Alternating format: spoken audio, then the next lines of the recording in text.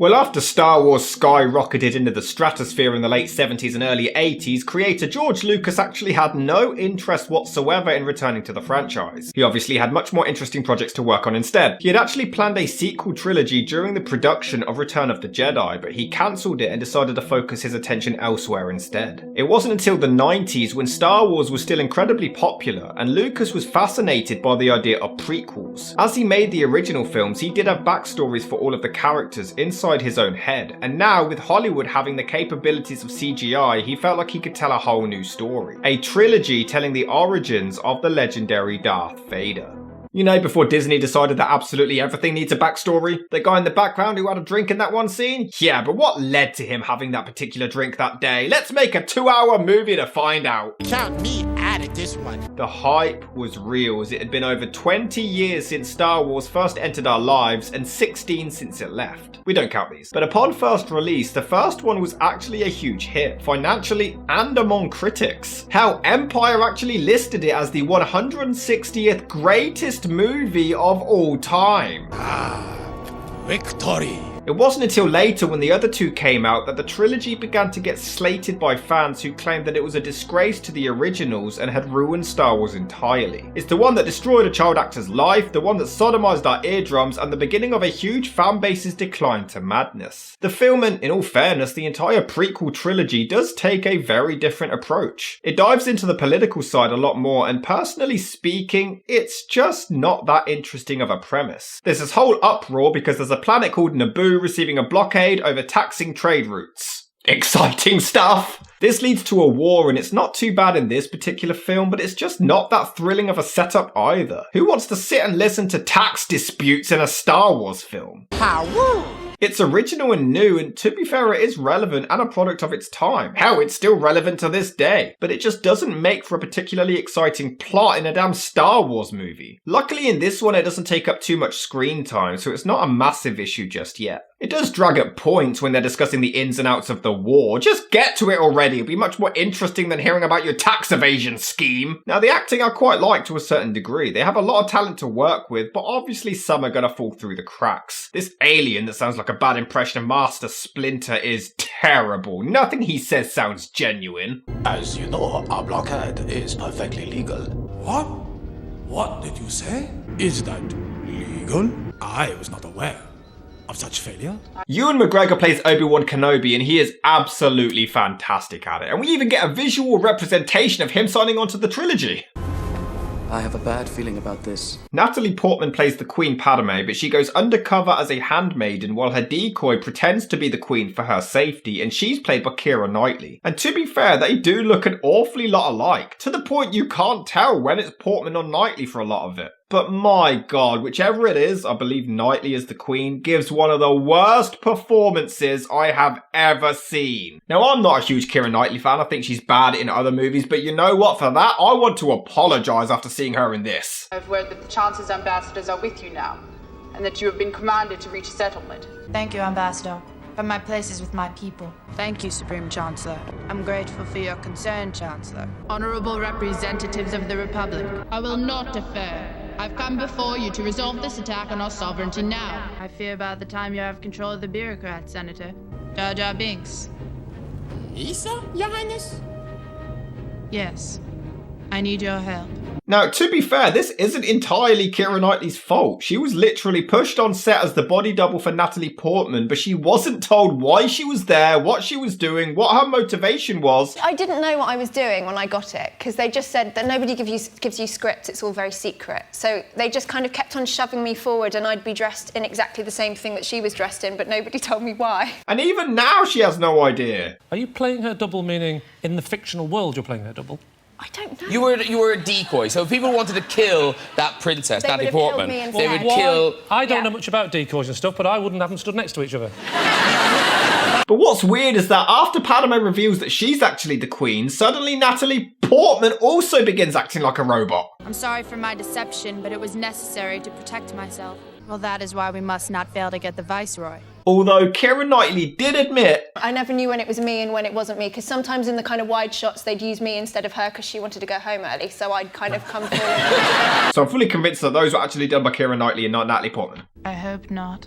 Obi-Wan's master is Qui-Gon Jinn, played by Liam Neeson, and he is easily one of the best parts of the movie. He is so badass and entertaining, and it's Liam Neeson, how could you go wrong? Oh, don't worry. This hasn't been our day for warm welcomes. Wait until you read the reviews. They end up saving a local called Jar Jar Binks, and my god, this sparked an outrage. Fans hated this little prick, and he's the main reason people claim this movie ruined their childhoods. There were even claims that he was a racist stereotype, claiming it looks like he has dreadlocks and his accent is a somewhat Jamaican dialect. Look, even with a Splinter guy earlier, I don't really see the racist thing in this film. But that doesn't mean Jar Jar Binks doesn't make me want to stab myself in the eardrums with a spork. Oh, muy, I love you. You almost got us killed. Are you brainless?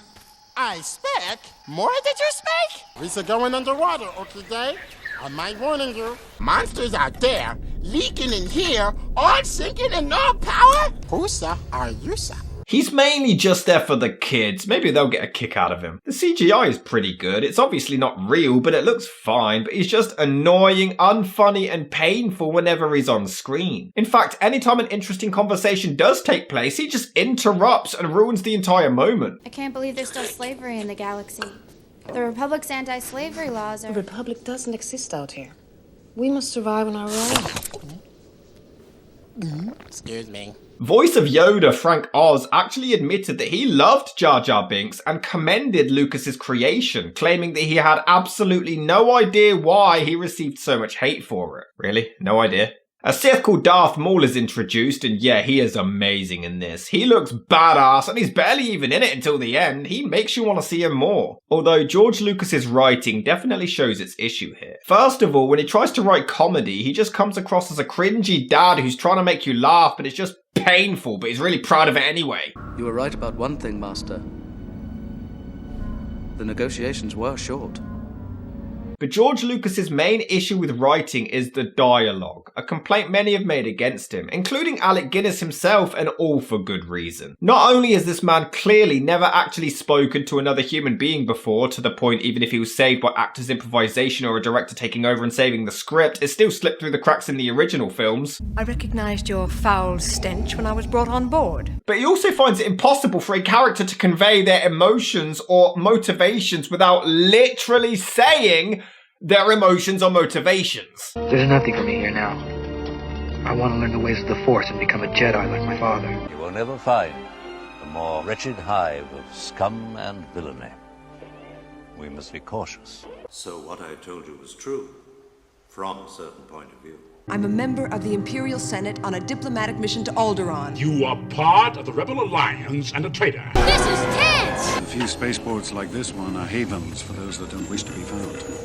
Like us. We don't have time for this, Captain. That's where the autopilot's taking us. Now, it's not too bad in this one, but as the series progresses, it gets worse and worse. Subtlety really isn't his strong suit. Especially when he literally refers to Anakin as the Chosen One multiple times. You refer to the prophecy of the one who will bring balance to the Force. The Chosen One, the boy may be. And we even get a Jesus metaphor. Who was his father? There was no father.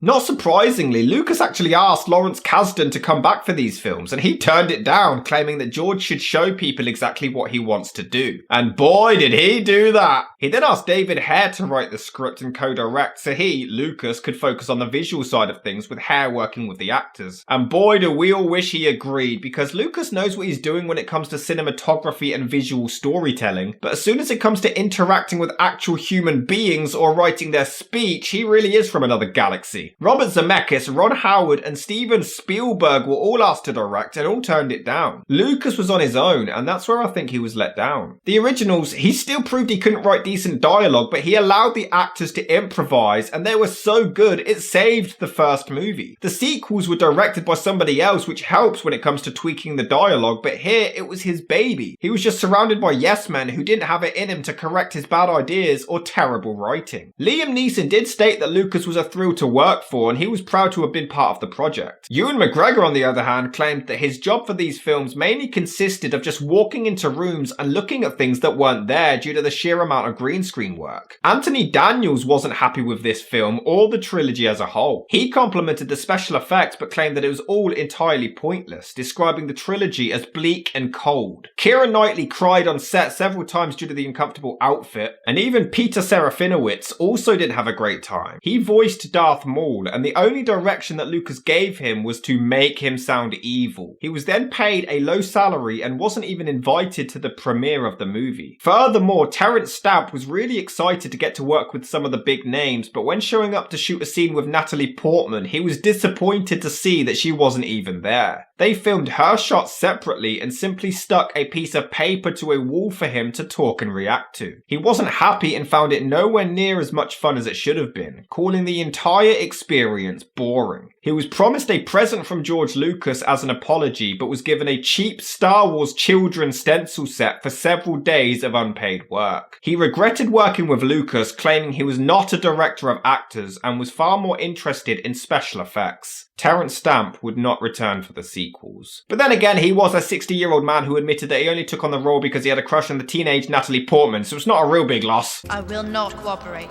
They land on Tatooine, and yeah, they take Padme and the annoying Binks out, but Obi-Wan Kenobi stays behind. The guy who was originally the protagonist just stays on the ship doing nothing. There is no reason to keep him there and send the rest of them other than George Lucas enjoys the misery of others. We do get a Jewish stereotype alien before Anakin Skywalker shows up, played by Jake Lloyd. The thing is, I don't actually think Lloyd is bad in this. For all the abuse the poor kid got by crazy Star Wars fans over the years, I don't really see anything that makes him awful outside of the dialogue. Are you an angel? Ugh. But to be fair, they do have some nice characterization. You're a slave? I'm a person, and my name is Anakin. It does show the difference between their classes. You know, Padme's from royalty. It doesn't stop to think of these slaves as actual human beings. It's a really nice touch. But they never show this again for the rest of the movie. You're a funny little boy. I'd very much like to suck your dick in a few years. And Anakin literally just so happens to stop Jar Jar from getting his ass kicked, and now he hangs out with the others. It's all just so forced. They're only all together because the script says they have to be. He gives them shelter, and we see that Anakin actually built C-3PO, and hey, he's the only consistently entertaining part of every single movie, so it's welcome. I beg your pardon, but what do you mean, naked? My parts are showing. The issue is, you have to bear in mind that these take place before the original trilogy. It should be relatively easy to tell us what happened first, but just the look of these films is off. It all looks so clean and fresh and new compared to the originals. It doesn't match. And this green screen is atrocious. Just a reminder that he made these because visual effects could now make Star Wars look more real. Crazy! Obviously, you could argue that it being so clean is down to the rise of Darth Vader. You know, the galaxy is in ruins, which is why it's no longer clean in the originals. But it doesn't explain how all of the technology is somehow advanced before declining again. That'll complicate things. Anakin dreams of becoming a Jedi and a pod racer, and it just so happens there's a race the next day, and what do you know? Qui-Gon needs money to get the right parts to fix the ship to be on their way. It's weird, Anakin's mum literally forbids it and then randomly changes her mind seconds later. I don't want you to race, it's awful. I die every time Wotan makes you do it. He can help you. He was meant to help you. And of course, he's the only human who can pod race for some reason. I mean, it's just a normal racer. Why is he so special? Why can he only do it? But all the mystery behind the Jedi is kind of ruined in this one. It's not a skill that you can learn. You can't train to become a Jedi. They find that Anakin's blood has higher midichlorian counts than anyone, including Yoda. So there just goes a bunch of mystery and whimsical feel. You can train your ass off, but you can never become a Jedi because it's not in your bloodline. In fact, doesn't this destroy Luke's entire arc with Vader? He tried to get out of his evil father's shadow to prove that bloodline is irrelevant. You're not who your parents are. It doesn't matter where you come from. But now you can't become powerful unless you're born with it. In fact, they also say that Jedi can see the future. So why couldn't they have prevented so many things from happening in the original films? Don't get me wrong, the pod race looks incredible, but there's also a lot of problems with it. Firstly, this is essentially a subplot just to get them the money and to free Anakin from slavery. And it takes up so much time from the movie. It takes 20 minutes just for the race to actually begin. I mean, it shows Anakin's skills as a pilot as he repairs his racer mid-flight. I mean, it is a bit weird that they admit he's never even finished a race before, but his mum is still fine to let him do it and risk his life. But sure, but also the direction is just so boring. Almost every shot is exactly the same. Did George not realise he could do it at a different angle? And also, how the hell did they manage to fix up his racer this much in just 24 hours? I mean, he did say, "There's a big race tomorrow on Boonta Eve." But then tomorrow comes and he's fixing it all up, and then there's another evening, and then the race happens! George, was this the first draft of the script, or did you check it over? And how did he win despite his racer not starting for so long at the beginning? Even though you know the outcome though, the race is pretty exciting and heart-racing, so I kinda let the pacing and nonsense go because it looks pretty! Even if they do have the longest final lap in the history of the world. Will you take him with you? Is he to become a Jedi? Yes. Our meeting was not a coincidence. I mean, it was. You just so happened to bump into Jar Jar, saved him, he then just so happened to take you this far, your ship then just so happened to land on Tatooine, and then Anakin just so happened to save Jar Jar from getting his ass kicked and then hung around you like a bad smell. It's a huge coincidence! But he's told he can go with Qui-Gon, the random man he's just met, to become a Jedi and leave his mum, and he doesn't even seem too torn up about it. Yippee! George, this is a 9-year-old boy about to go to war. One would not simply shout yippee. What about Mom? Oh, now he cares. But man, Qui-Gon versus Darth Maul is so badass. Look at this, it's like porn! This movie obviously sets up the infamous relationship in the sequel between Anakin and Padme, and I just find it incredibly uncomfortable. I think it would be so much more sweet and wholesome if they were the same age. It'd be like a cute school crush, but it's not delivered that way. She's tucking him in! This entire scene is clearly indicating that he misses his mother, and Padme is filling in, playing the stepmother role, so any romance that later happens is just gross. But here's what doesn't make sense. Qui-Gon wants to train Anakin to be a Jedi, but the Council refuse. He's only allowed to train one at a time, which is obviously Obi-Wan, but furthermore, they try to teach Anakin that he needs to let go of his fear and anger, because in the sequel, he'll be played by an actor who doesn't understand emotions, so they need to come up with an explanation quickly. All jokes aside, this doesn't make sense because they all sense a dark power inside of Anakin and are scared to let him become a Jedi just after telling Anakin to not have fear! So you're scared that he'll become a Jedi! What are you talking about? Grave danger I fear in his training. The action looks great and John Williams never disappoints with the score. The battle scenes look incredible, and when Darth Maul shows up, it is kick-ass. The saber duel is amazing, but I mean, when you watch the films in chronological order, it doesn't quite add up when you go from this to...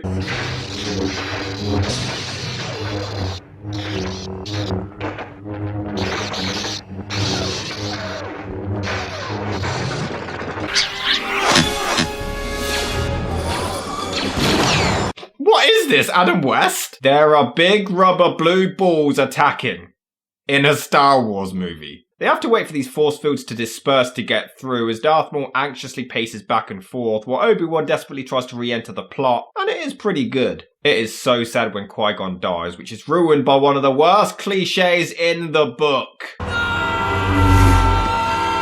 But why didn't he vanish like Obi-Wan did in the original? But there isn't a lot of suspense. I mean, we know Obi-Wan doesn't die because he's in the original trilogy, and we know Anakin doesn't die, so whenever they're in danger, it doesn't quite work. And why was Qui-Gon never even mentioned in the original films? I realise these weren't written yet, but story-wise, it makes no sense that Obi-Wan wouldn't have mentioned his mentor who died in the line of battle to protect him and Luke's father.